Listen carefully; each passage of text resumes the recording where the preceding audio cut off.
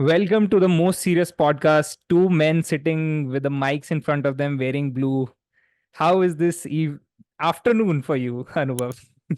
It's good, dude. But listen, you said wearing blue, but let me tell all the viewers that this blue should not be mistaken for the Chelsea blue. It is not the Chelsea blue. This blue has nothing to do with my loyalties because my loyalties lie with red, with Manchester United. Even though they might not be playing all that well recently, I'm someone who doesn't just sing when his team is winning, but I also sing when his team is losing.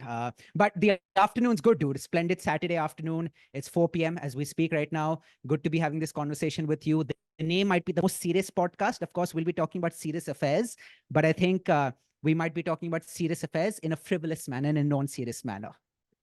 Man, you feel like it feels like I've got on a train and I've got like a experienced driver with me, and he's just because you've been on that side of the camera, and I think it's going to be a fun experience for you in terms of you are always on my seat. You are the one asking questions to people, certainly more dignified than me, but it's like I think it's going to be a different experience for you as well. How does it feel to answer questions now? Let's see. Dude, 100%, 100%, it will be a different experience. But I'll tell you something. I think even as a host, as a presenter, I think my most enjoyable exchanges take place when the exchange that I'm having doesn't feel like an interview where I am the one asking questions and the person that I'm asking questions to is the one answering what my questions are. I think the experience is all the more enjoyable when it feels like a conversation where we aren't necessarily burdened by this identity that I am the interviewer, the person I'm speaking with is the interviewee. It's like, okay, it's two people having a conversation. Of course, as a presenter, as a host, you have to do all kinds of shoots. There are somewhere where you might not have the liberty, the freedom to have like a very free exchange, but then there might be other shows that you end up doing where it can just be a candid conversation between two people. Yes, given the tag of host, but then you're playing the role of a fellow conversationalist in a beautiful conversation that's taking place between two or more people. So I've always wondered this, Anubhav, that people who are very good with words and people who are in front of the camera a lot of times, they have this ability which normal, like an average person doesn't have, which is to really quickly cover up missing vocabulary, to quickly cover up something which is distracting from the screen. And they do it very nonchalantly. Like they'll use a word or maybe it's a, shift of a hand or something like that, which settles the tension. Now, I want to understand is being an outsider, like, is this something you train for? Is this something that is very natural to people who are in front of the camera? How does that happen? Bro, I think it's definitely something that you train for. You could say Okay. it's a mix of both genetics as well as something that you hone, something that you cultivate. So it's nurture as well as nurture. But speaking from my experience, I've definitely cultivated it and worked hard, put in the hard yards over the years to cultivate this ability in me. I think the phrase, the gift of the gab, are you aware of that phrase? Gift of the? Gab. No. So gift of the gab. So you describe someone as having a gift of the gab when that person is good with words. So it's the gift of the gab. Okay. Okay. And I think the phrase is a misnomer because when you say, oh, this person has the gift of the gab, it may come across to someone as if, oh, the gift of the gab is someone that people are gifted or that people are bestowed with. It's something that you're born with as opposed to something that you can cultivate. And so Yeah. I think the phrase is a misnomer. I think the gift of the gab is something that you hone, something that you cultivate over the years through deliberate practice as I've gone about doing so. Look, something that's helped me tremendously without trying to blow my own trumpet is the fact that I have a fascination with words. I just love words. There's something about words. They come across as magical creatures to me. Like I am drawn to words and wordplay the way a moth is drawn to a flame, the way a British girl is drawn to an American accent. Or let me put it the other way around: the way an American girl is drawn to a British accent. I think that's that's that's a that's more more true. that, Yeah. that's a more compelling example. And so there's something about words that I find absolutely fascinating. And because of this love that I have with words and wordplay, I just have a knack for picking up words. So say for instance, if I'm listening to a podcast, if I'm listening to an interview, or if I'm reading a book or an article, if there's like an interesting word or a phrase or a proverb or an aphorism that I come across, I actually take a note of it. I make a mental note of it. Sometimes not just a mental note, but I also have a book, a diary that's in front of me. I call that my commonplace book, where I actually note down words, phrases, proverbs, sentences, quotes, aphorisms that I come across. And every now and then, I might just end up flipping the pages of the diary, such that I'm keeping in touch with that word database or that proverb database that I've created for myself. As a result of which, it's always there somewhere in my head. Maybe it could be deep inside, it could be at the surface, but it's there somewhere in my head. And because I respect words, words also pay me back in kind by respecting me. How do they respect me? When I'm on a show, when I'm doing a podcast, when I'm looking for like the right word, more often than not, it doesn't happen every day. Like not every day you hit like a century, right? But more often than not, when you're looking for that word, somehow magically that word or that phrase just arrives at the tip of your tongue. And you're like, wow, where did that come from? Thank you so much for saving me. And I think the power of wordplay cannot be overstated, because think about it. I think communication skills, it's the highest paid skill set in the world. You are only as good as you can communicate, right? So you might be very good, but in today's day and age, I think you kind of have to sell yourself directly or indirectly. And I think one of the ways in which you actually sell yourself is through your communication skills. You might be very good. You might be very good at your job. You're having a conversation with your boss about say a potential raise. If you can actually make a very strong case for yourself, then you will end up getting the raise. But if you can't make a strong case for yourself, if you can't make a strong pitch to your boss, even though behind the scenes you've done solid work, you might not end up getting the raise. So you are only as good as you can communicate.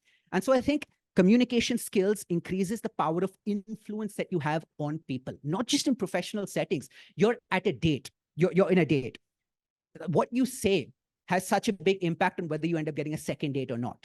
So personal settings, professional settings, during negotiations, during anything, I think your communication skills come in so handy. And I think people in India are finally waking up to the fact that soft skills are as important, if not more important, than technical skills. Because people in India, the mindset has been such that people just like fucking jerk off to technical skills and degrees and whatnot. Oh, I'm from IIT and I have this engineering degree, that engineering degree.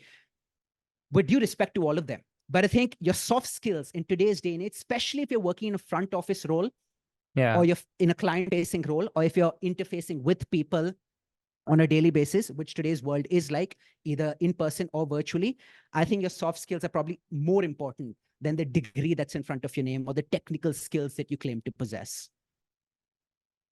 I think there's so much to unfold, like in what you just said. But I want to ask a follow-up question on your response to.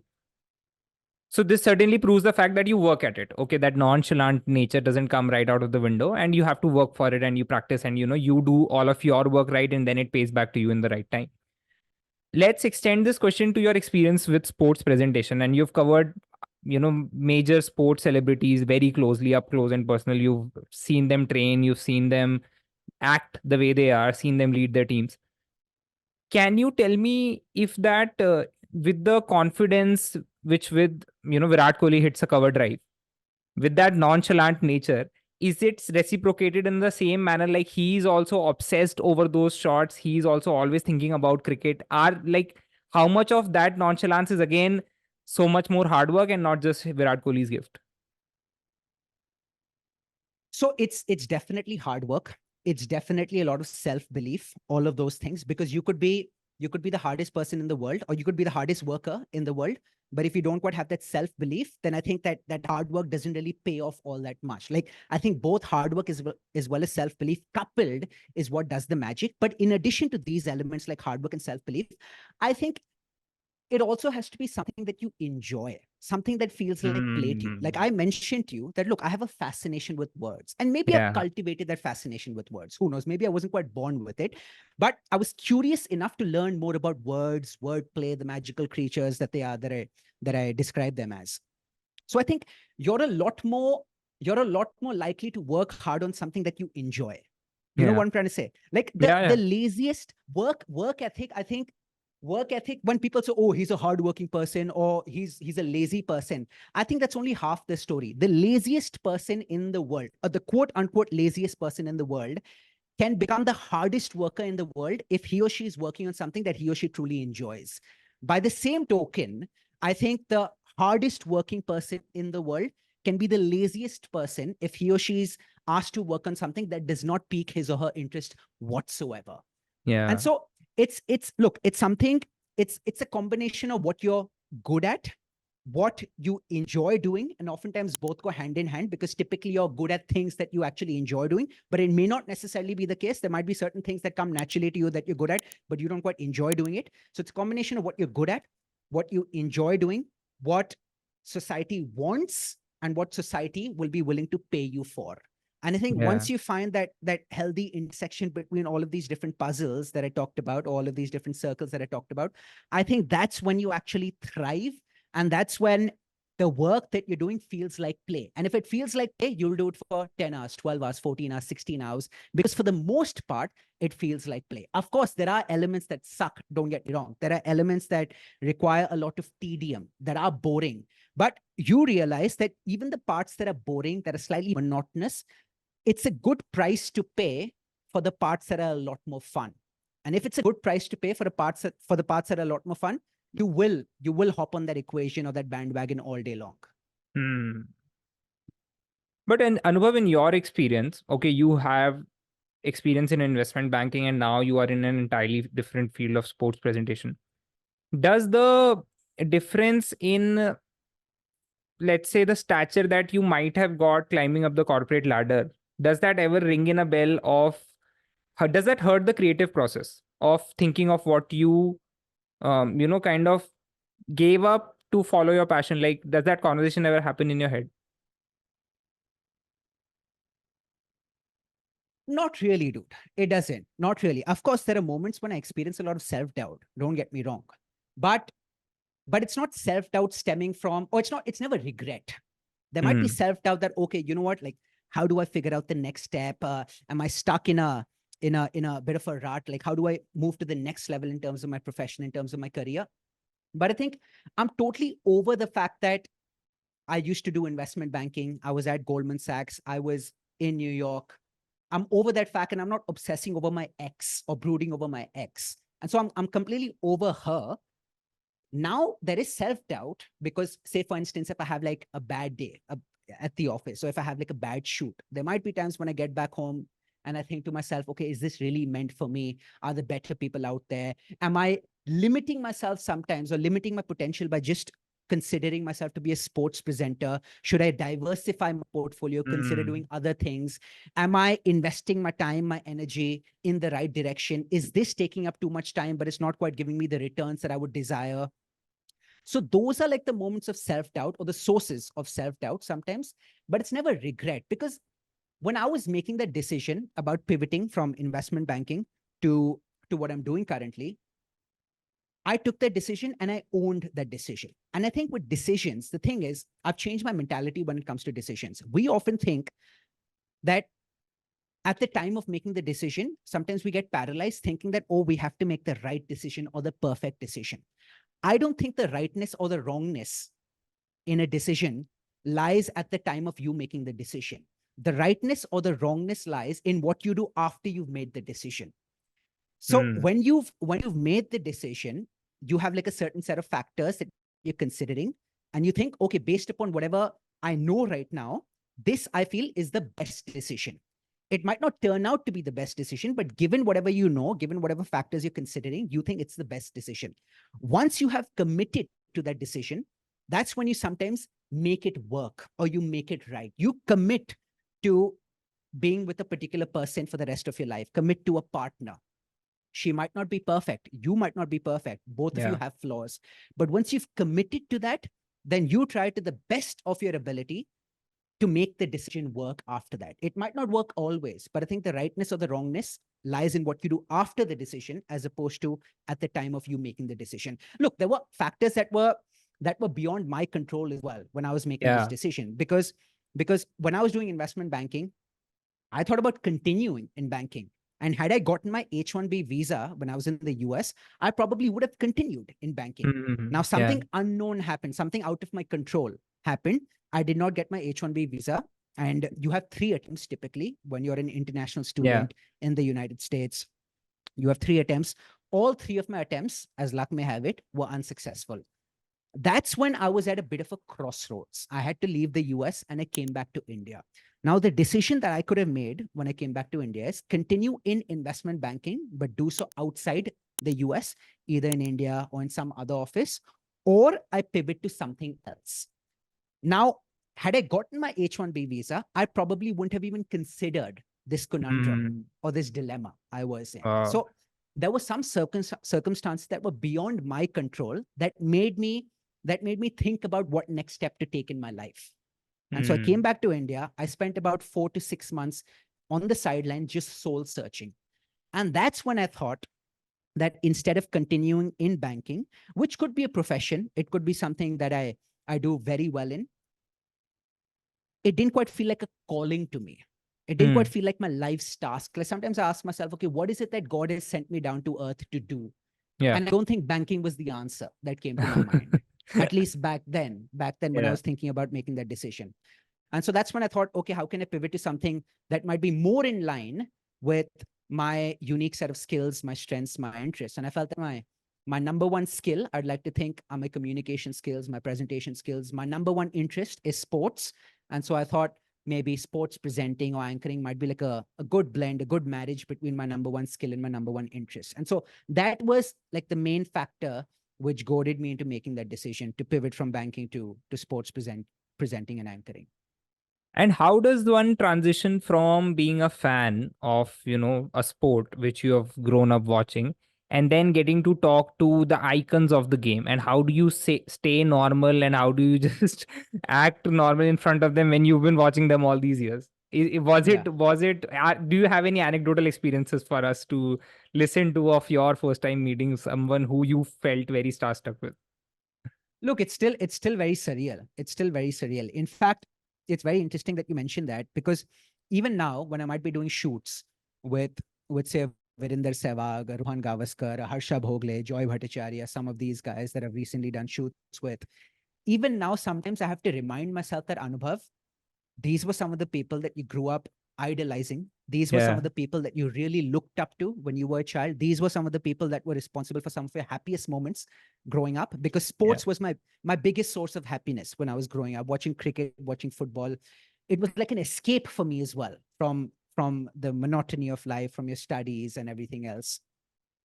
And so I never lose sight of that fact, because sometimes when you're sitting in the chair and you're about to start a show, you might end up taking life too seriously. You might end up feeling as if, oh, you might end up putting too much performance pressure on yourself Yeah. as well.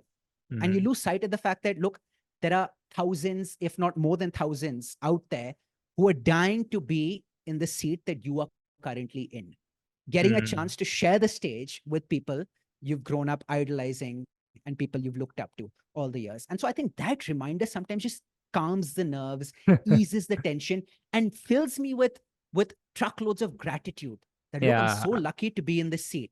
And as soon as I reframe that, as soon as I reframe my thinking and I'm filled with gratitude, equipped with gratitude, all of a sudden I'm almost like when I'm there, it I find myself in a flow state. I've Mm. escaped this trap of overthinking. I'm not unnecessarily thinking that this is work. And I'm thinking, Yeah. wow, I'm just lucky to be here to be having a conversation with some of these people. Of course, look, when you're first starting out, you are starstruck. You're a junior person as well. People don't really care if you go up to them, if you chat with them, tell them, sir, मैं आपका बहुत बड़ा fan हूँ. Can I please take Yeah. a photo with you? Can I please take a selfie with you? It's absolutely fine. But I think once you rise up the ranks, once you become a bit more senior, you understand that, look, at the end of the day, it's also your profession. And they don't Yeah. want to be unnecessarily disturbed or bombarded with requests for autographs and photos. Sir, my girlfriend wants an autograph. Sir, can you sign this jersey? Because my friend wants this jersey. Sir, my friend is a big fan of you. So you don't quite do that. And Yeah. I think what happens is, whenever, and this is something that I've experienced myself, whenever you treat them as demigods or you put them on a pedestal, you kind of make it awkward for them, because they're also very chill people. They're just like fellow human beings. Yes, they have achieved a lot in their respective field. So you respect them, you admire them. But I think you don't necessarily have to put them on a pedestal that, oh, they are superior and I am inferior, which is Mm. something that Indians do a lot, because India is a very status driven society. And so Yeah. India may, before a person is a fellow human being, That person is a CEO, a CXO, a CFO, a former cricketer. Again, that doesn't mean you don't respect them, you don't admire them. You do all of that. But you don't necessarily have to treat everyone like a demigod. Because number one, I think it shows low self-esteem on your part. Plus, it makes it awkward for the other person. So if I'm in the green room with some of these guys, and if I'm just having a normal conversation with them, treating them as fellow human beings, but with respect and admiration, I think they'll love that. They'll open up more easily if you treat them that way, as opposed to you idolizing them and treating them as a demigod. Then they'll stiffen up. They might not want to open up to you. So that's like a transition that's taking place over the years. But of course, it's come with experience that's come under my belt. And having, on the topic of IPL being, underwent, and you covering it in so close proximity for, for so long, I want to ask this: how is IPL post the match? Once the match ends, what's the scene like? Do teams go out and party? Do teams go out and recover nutrition? Are there events which are constantly happening? Like, is it like a cultural bonanza outside of the matches? It used to be the case earlier, like during the formative years of the IPL. It was a crazy party scene from what I've heard. I wasn't working in the IPL then, but I've heard from insiders who've done work in team settings or for broadcasters that it used to be a cultural bonanza, as you called it. So teams used to have after parties. Whether you win or you lose, there will be an after party. Most teams used to have that. Some teams are flashier than others, like Royal Challengers Bangalore is definitely, or was definitely, one of those flashy teams during the Vijay Mallya days, right? But now I think because the media spotlight is on the teams to such great an extent, I think teams also have to manage their public image or their PR accordingly. So they can't really come across as like these party animals who are having fun all of the time. So that's very important. Not to mention the fact that players have also become very professional, very, very professional.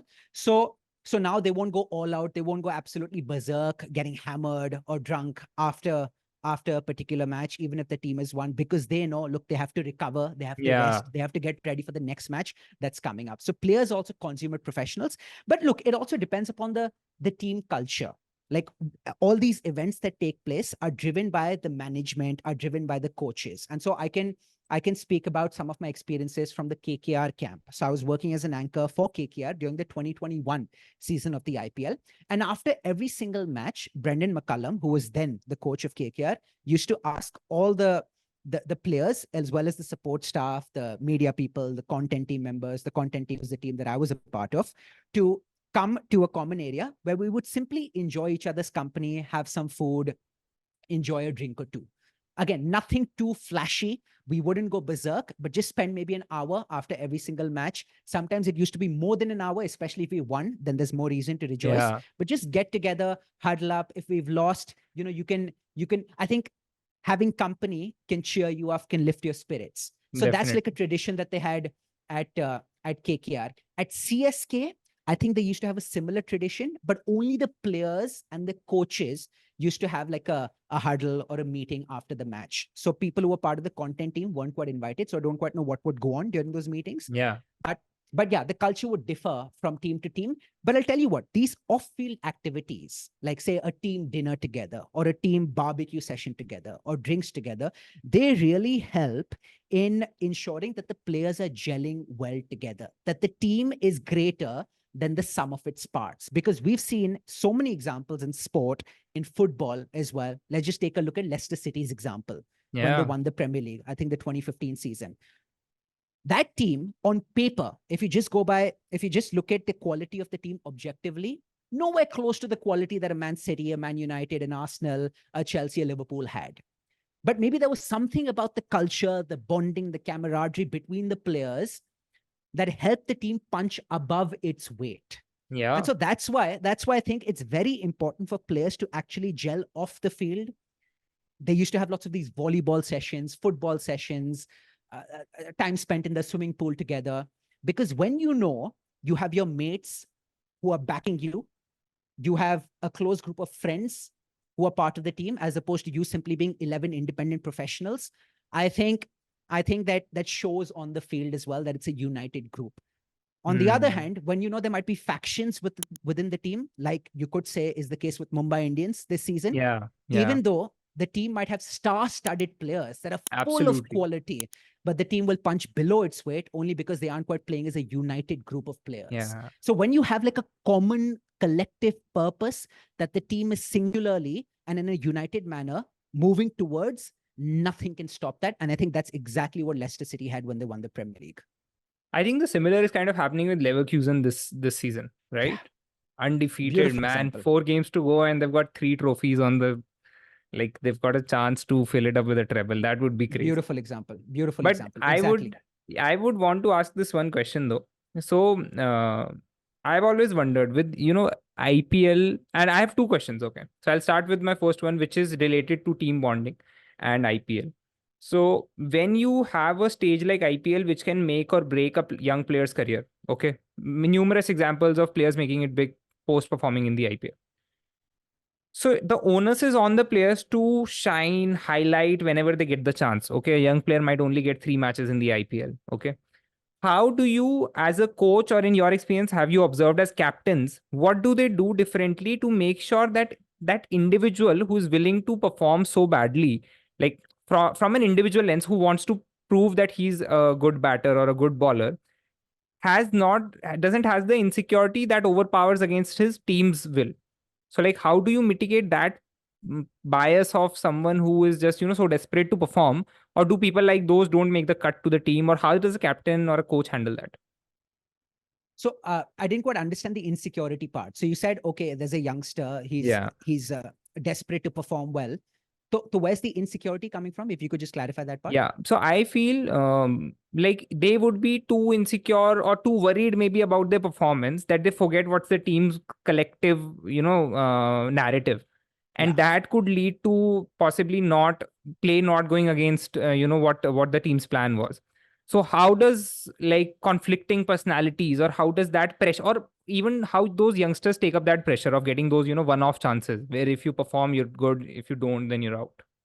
So yeah, I love the question. I love the question, dude. Because I've thought about this quite a lot, and actually thought about something similar in my role as a sports presenter as well. Yeah. Like there have been times when I've actually thought about, when I've done presenting stints, thinking that, oh, agar acha nahi gaya, what's going to happen? And that's when I don't express myself khul ke.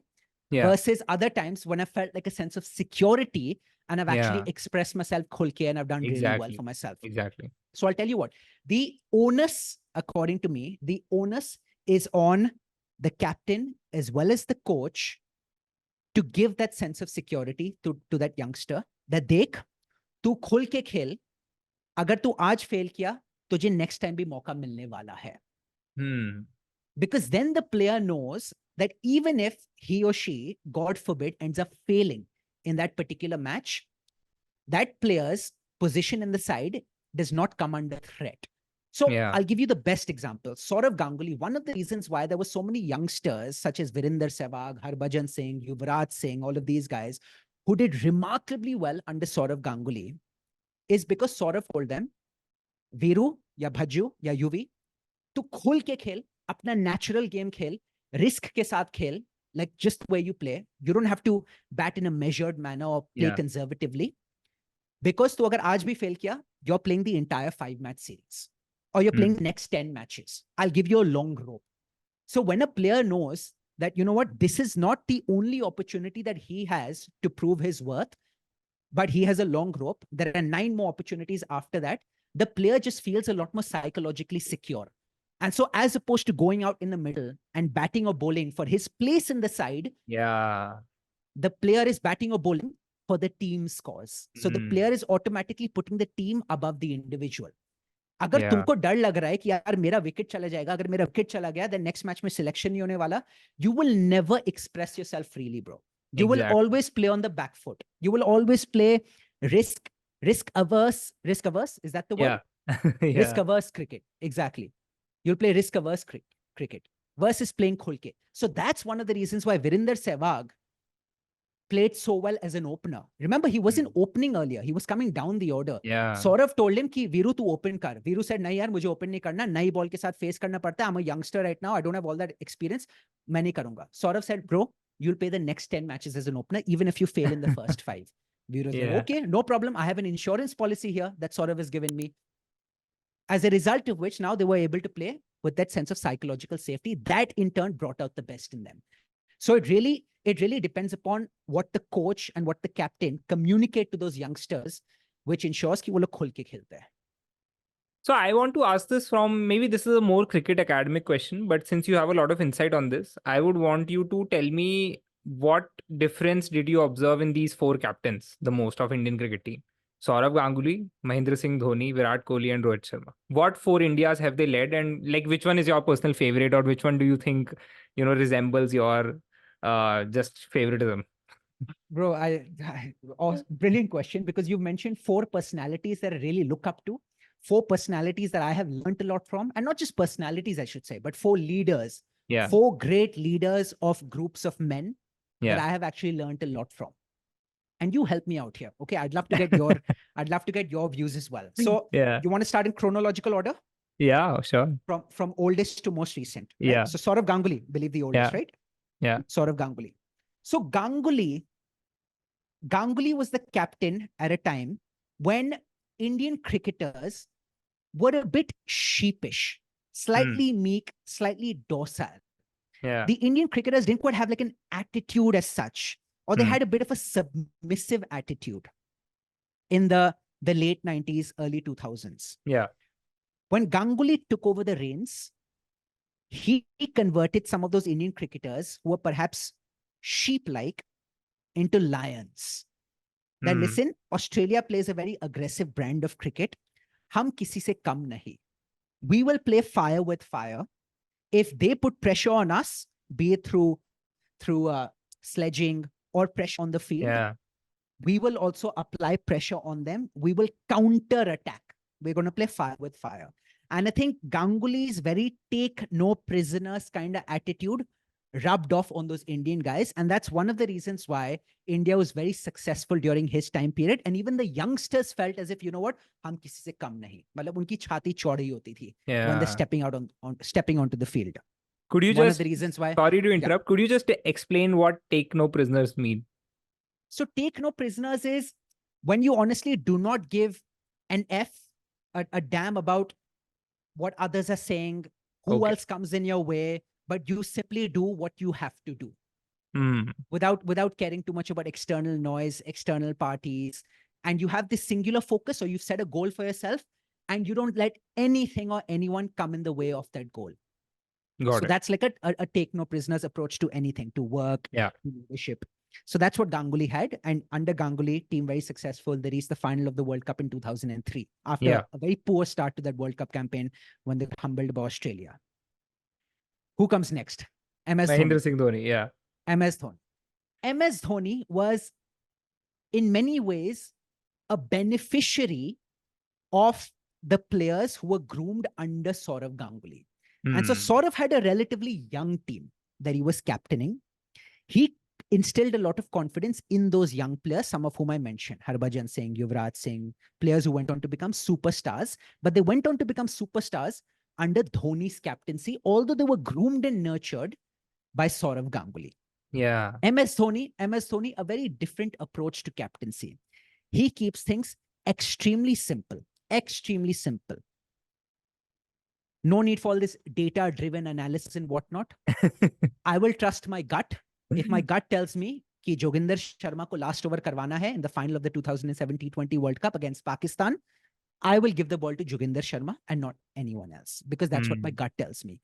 And because his gut has proven to be right on so many occasions, maybe 8 times or 9 times out of 10, he thinks, no, maybe there is something that my gut magically tells me that turns out to be true more often than not. Yeah. So Dhoni keeps it very simple, trusts his gut. And Dhoni's mantra was, listen, let us simply focus on following the process. Let us not fret too much about the results. Let's control the controllables. Let's control what we can control. Even if the results do not go our way, but we know that we are following the process to the best of our ability.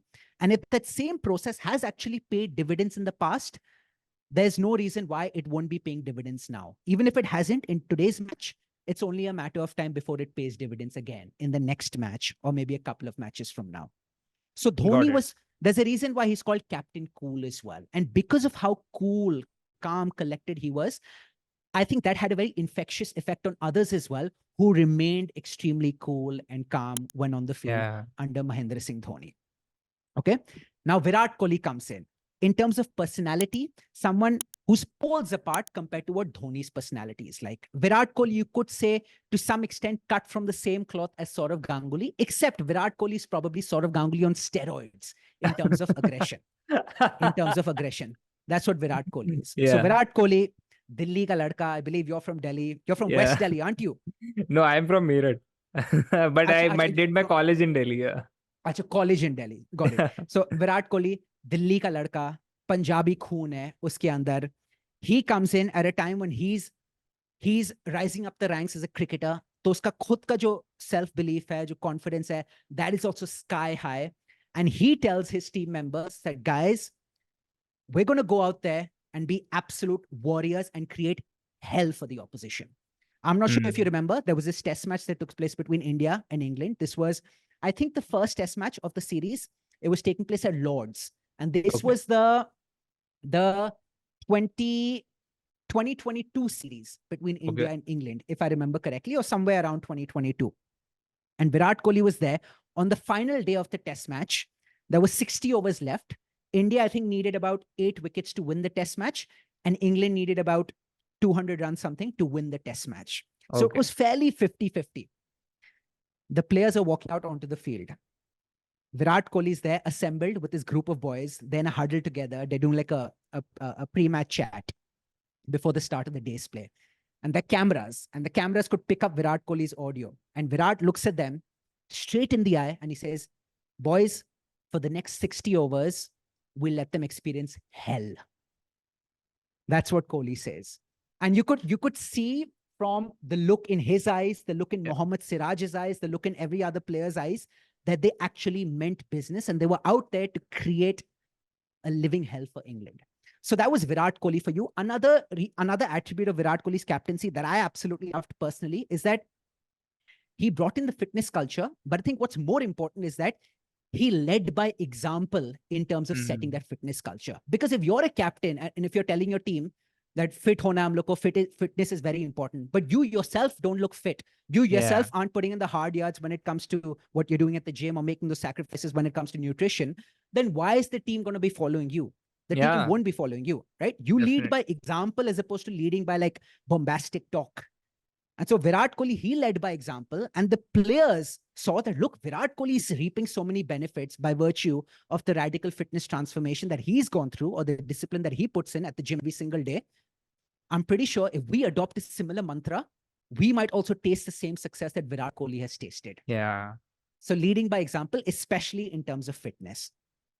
I think looking at the captain alone is probably doesn't do justice to like this kind of assessment. You also have to look at the captain and coach in combination. And the reason I'm saying that is because Virat Kohli and Ravi Shastri, the two of them, they had very similar personalities, very strong vocal people.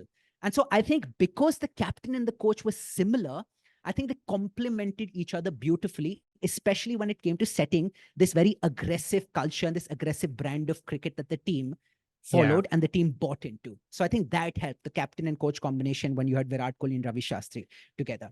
Now coming to someone like a Rohit Sharma. I love Rohit as well, but Rohit for me was an acquired taste. It wasn't love at first sight for me when I thought about Rohit Sharma as captain. I always felt, no, Virat Kohli was much better. Yeah. It's difficult to say who's better. I think everyone is like a different brand, as we've established based upon like this segment of the conversation. Rohit Sharma is that type of a leader who's like a big brother to you. This like Bombay ka Don hai. He'll talk to you like he's your big brother. Abe, kya kar raha hai? Ye koi garden hai kya? Garden mein ghoom raha hai kya? Chal ja, helmet laga. He'll talk to you like that. So, dega, wo gali tumko dega, but the way a big brother would. And you know that a big brother always means well, some harm to you. He always means well because he's your big brother who really cares about you. So in Yeah. the moment, you might feel as if देखो बेकार में डांट रहा है मुझे, but then you'll realize नहीं तुम्हारे भलाई के लिए ही वो डांट रहा है. Yeah. So Rohit Sharma is that type of a person. And so you feel that empathy from Rohit Sharma because he's like a bigger brother to you. And so you can walk up to him anytime, talk to him about anything, and he'll give you the most authentic, genuine answer there is without sugarcoating anything, but do so in his very Bambaiya style. And I think that's one of the reasons why people respect Rohit Sharma a lot, because fame hasn't changed him whatsoever. The way he would talk 20 years ago, before he had burst onto the scene as a cricketer, is exactly how he talks now as well, despite like the fame and the riches and whatnot that he's gained under his belt. And people respect that about him, that Dekho, as a human, he's still the same, and money hasn't changed him, fame hasn't changed him. So I think that puts us in a tricky situation to choose one of these four. Definitely love the deep dive into each of these team dynamics, but I want to bring up another character which I feel is very um I guess relevant to this discussion if we are talking about good captains and if you're talking influential captains, which is someone who you know too well. I think that's Pat Cummins. And I just want to know this from a lens of a person who's objectively viewed all of this. What shift is such a, like, what is that mentality shift that Australians are just born with or just always have? I know that aggressiveness of Ricky Ponting's Australia, Gilchrist's just nonchalant style of hitting those balls out of the park, and Andrew Simons and all of those people. Like, why are Australians just so grateful? Like, what do they feed? Yeah, it's something that I often think about as well, because there's just something about Australia and their never say die attitude. It's Yeah, just there in every Australian team. It's just there. It's just there. That has remained a constant, the never say die attitude. But I actually think the overall personality of this Australian team is actually very, very, very different compared to what the overall personality of the Australian team from the late 90s or early 2000s was under yeah. Steve Waugh and under Ricky Ponting. Those people, those Australian cricketers were actually dicks. They were cunts. They were cunts. And they actually wore the fact that they were dicks as a badge of honor. They liked being dicks. They were the bad boys of cricket. That was Australia. They were the bad boys of cricket. Yeah. Fast forward to today's Australian team. These are nice guys. These are very nice guys. In fact, the Australian media, especially people who are slight traditionalists, who've always praised the Australian team of yesteryear, the late 90s, early 2000s, for their aggressive, in-your-face, hard-nosed style of cricket. They call these guys, like Pat Cummins' Australia, as woke. They call them woke because they think they're way too soft. Oh, I see. Yeah. But even despite the fact that they might be slightly soft or not as hard-nosed as the early Australia was, they're still winning because I think the one constant is the fact that they have a never say die attitude. And from what I've seen and what I've read, I think currently in the Australian cricket dressing room, dude, it's a very relaxed culture. It's a very, very chill culture where Pat Cummins literally tells them that guys just have fun. That is it. Nothing, no pressure, nothing whatsoever. Travis Head, in a recent article that I read, a long form article, and I absolutely love the article, talked about how there was a period of time when his career was absolutely down in the doldrums. He didn't know what he was doing. His career was heading nowhere, and he was actually thinking about calling it quits. Until a conversation with Pat Cummins completely changed him. Because when Travis Head was playing for Australia, he was playing in a completely different style compared to the style that actually brought him a lot of success when he was playing in domestic cricket. Okay. Oh. And so Pat Cummins reminded him that, Travis, why did you start playing cricket? Because it was supposed to be fun. Isn't that why you picked up the bat when you were like 4 years old or 5 years old? So why have you forgotten that when you're playing for Australia? Like, why do you do so well in domestic cricket? Because you're having fun. You're just whacking the ball. You aren't caring as much. You aren't thinking as much. And so he said, I challenge you to play exactly that way for Australia. And as soon as Travis Head started going out there with the intention of just having fun, which was the intention why he took up cricket in the first place as a young guy, all of a sudden, look at what he's doing. Look at how he wreaked havoc against India in the WTC final, in the World Cup final, when he smashed that 137, like smashing Indian bowlers to smithereens. Look at what he's doing in the IPL right now. So it's so funny how a simple reframing that takes place in the mind that could be brought about, say, by a mentor or a captain, in this case, Pat Cummins, can completely break the mental shackles that you might have and unlock you. And I think that's what Pat Cummins, as well as the coach Nathan McDonald, again, very similar personality to Pat Cummins, like chill, cool, calm, not too much pressure. I think that's what this group of Australian cricketers has greatly benefited from. Just one more thing. So I think what also helps Australia is the fact that, dude, if you think about it, cricket is not the number one sport in Australia. It is not. Aussie rules football is number one. I think soccer is also up there. I think cricket is like number 3 in Australia.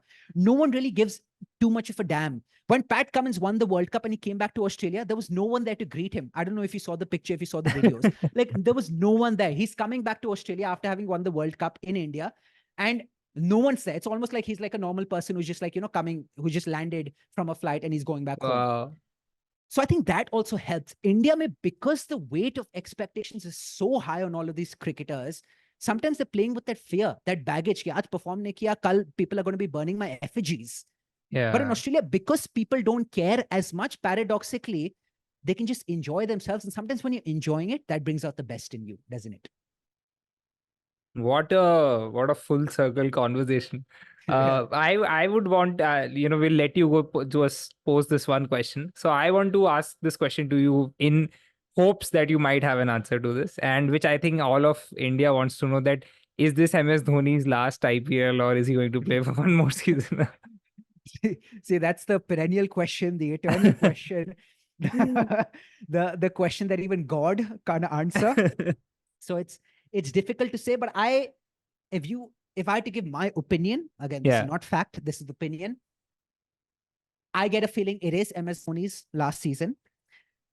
There's a reason why the baton has been passed over to Ruturaj Gaikwad, and has been passed over during a season in which MS Dhoni is still playing, just so that MS Dhoni is present there on the field to guide this young person who MS Dhoni has taken under his wings, or to guide Ruturaj Gaikwad, because he's like next in line, or he's like he was the natural heir to MS Dhoni. So I think he's there just for that, just to make the transition process a lot more smoother than it would have been without MS Dhoni, because when MS Dhoni is not there, naturally there will be a massive void that's left behind. But I think Ruturaj Gaikwad so far this season, even though CSK hasn't had the best of seasons thus far, I think he's still shown enough as a leader, as a captain, that CSK now can start the transition, bank on Ruturaj Gaikwad next season, even in the absence of MS Dhoni, the player. But what I think CSK will end up doing, because CSK has become synonymous with MS Dhoni, and MS Dhoni in so many ways has become synonymous with CSK, I think MS Dhoni is definitely going to be part of CSK, but in a different capacity, not as a player, but he's going to be there as a guide, a mentor, some sort of coach. He's going to be there somewhere behind the scenes, because you can take MS Dhoni, the player, out of CSK, but then you can't take MS Dhoni, the personality or everything that he is, the larger than life character that he is, outside CSK, or nor can you take CSK out of MS Dhoni. Well, here's to that. I think we'll get to know whether your answer was correct or not at the end of this season. I'll definitely chat up or send a message to you on whether you were right or not. But if it is correct, I'll officially change my middle name to Nostradamus. I'll be called Anubhav Nostradamus Jain. Make sure you follow up on that, because now you've got it on camera. Done, mate. Thank you so much, Anubhav, for being here, man. Lovely talking to you. I think you are just so full of anecdotal experiences. Like, someone could sit and just keep talking with, through cricket and football with you through the evening. But great talking to you. Loved your insights. And honestly, I hope, the audience takes away some of that with them. Likewise, dude. I mean, I hope so too. I hope this was very valuable for your audience. And I thoroughly enjoyed having this conversation, not least because you're a fellow sports enthusiast, a cricket enthusiast, a football enthusiast yourself. And I think you're also someone who enjoys the human side of sport. What is it that we can learn from these players that we can apply in our own lives, be it leadership, be it fitness, be it discipline? And so thoroughly enjoy talking about these things. And here's to many more conversations that we have with you as well as your viewers going forward. Sure, sure. Thank you so much, Anubhav, for taking the time out. Hope to see you soon. Thank My you. pleasure, buddy. Take care. Thank you.